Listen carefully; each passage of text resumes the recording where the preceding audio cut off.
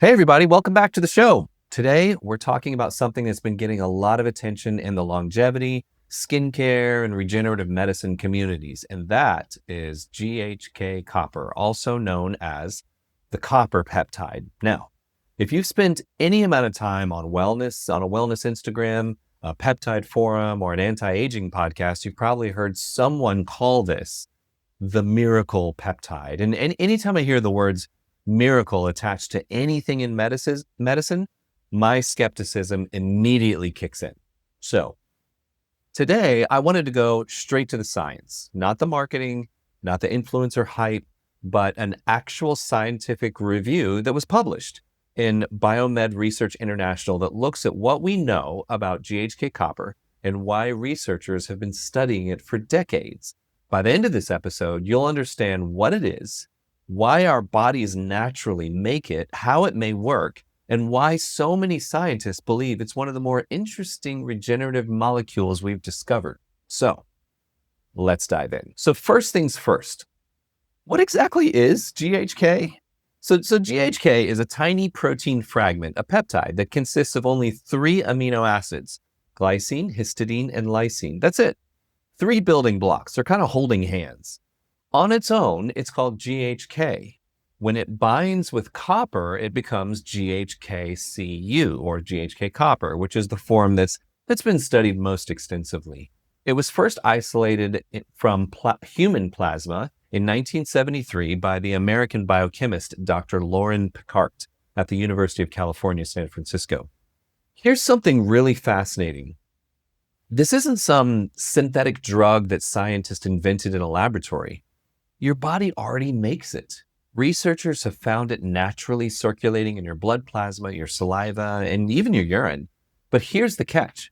The amount that your body has, it declines dramatically as we age. According to this review, levels in a healthy 20-year-old are roughly double or more than what's typically seen by the age of 60. Now, that doesn't automatically mean lower GHK causes aging. Science doesn't work that way. But it's interesting that as this peptide decreases, our natural ability to repair tissues also tends to decline. That connection is one reason researchers became so interested in studying it. So, what does GHK actually do? Well, think of your body kind of like a city that's constantly under construction. Every day there's little potholes, there's broken sidewalks, old buildings that need repair, tiny injuries, inflammation, sun damage, exercise recovery. Your body has repair crews constantly fixing all of this. And GHK appears to act less like a construction worker and more like sending an email to the project manager. Instead of becoming collagen itself, it seems to help coordinate the repair process.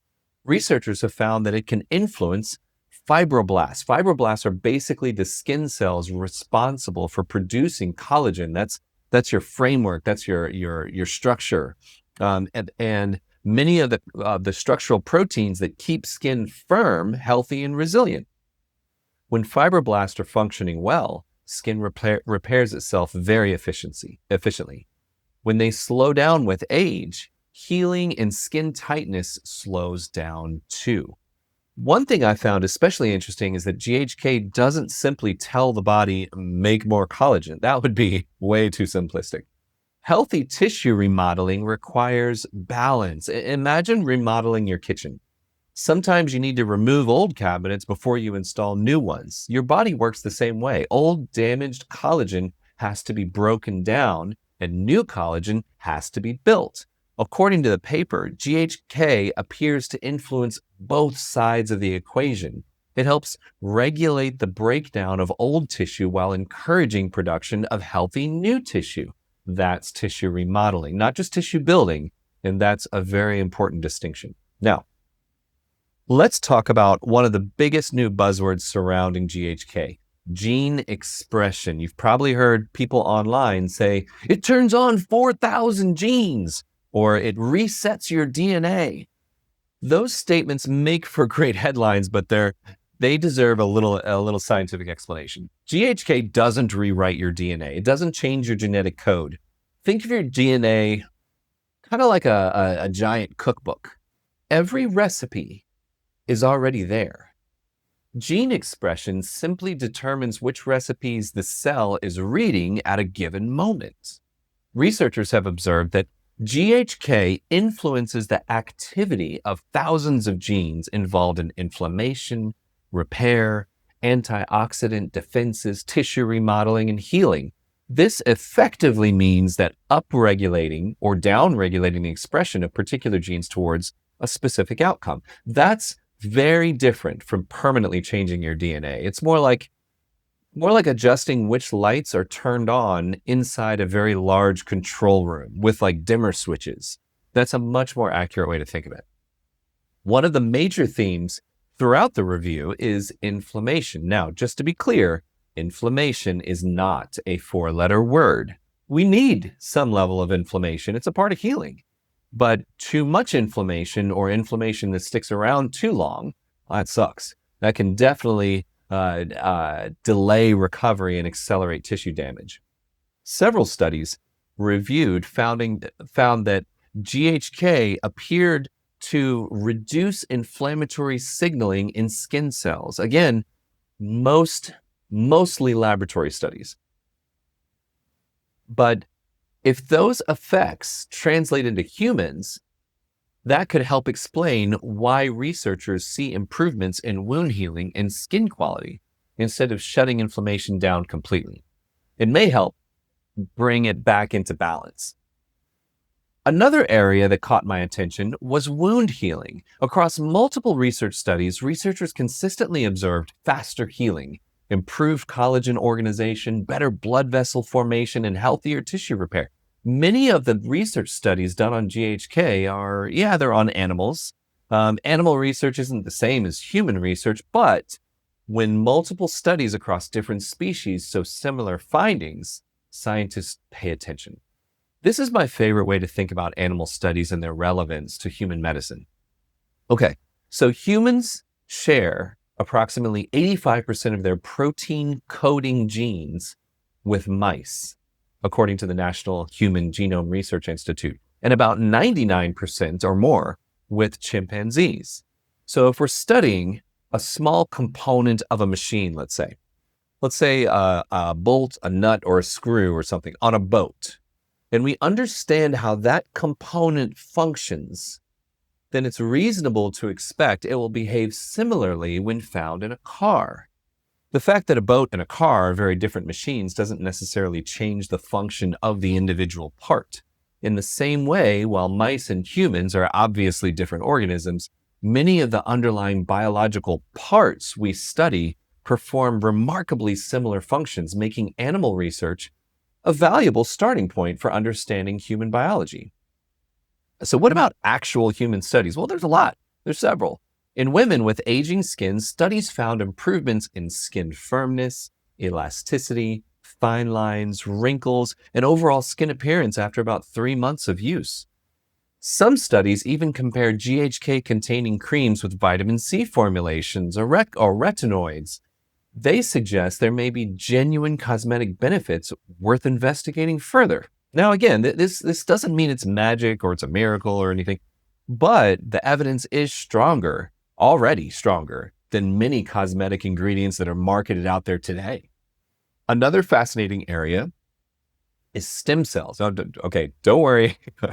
We're not going to get deep into molecular biology today. Just think about stem cells as your body's reserve repair team.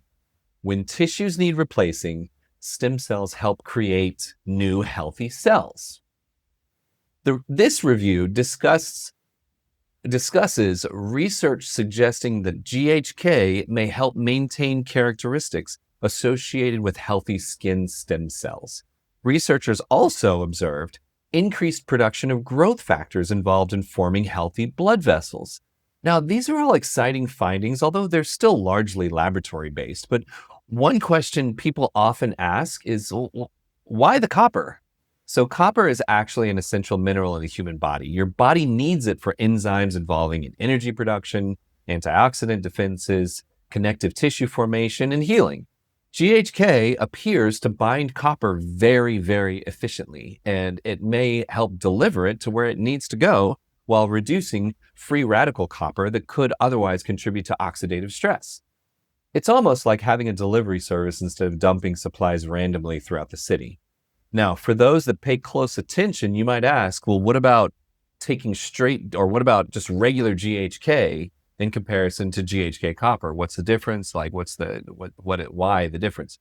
GHK is the active portion that we've been discussing exclusively up to this point. The copper by itself, it has its own benefit as well, but at much less of a degree. Copper is readily available in the bloodstream, particularly in the plasma, specifically in albumin in the plasma.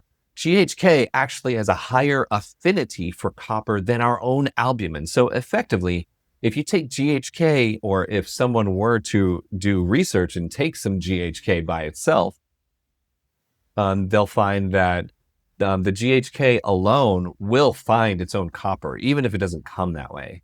In general, Americans not taking a multivitamin typically fall short of the recommended dietary allowance of copper in adults. About 900 micrograms per day is the recommended. You should always work with a qualified medical professional for supplements and dietary recommendations, because taking too much zinc supplements can actually block the absorption of copper. So we got to think about all that.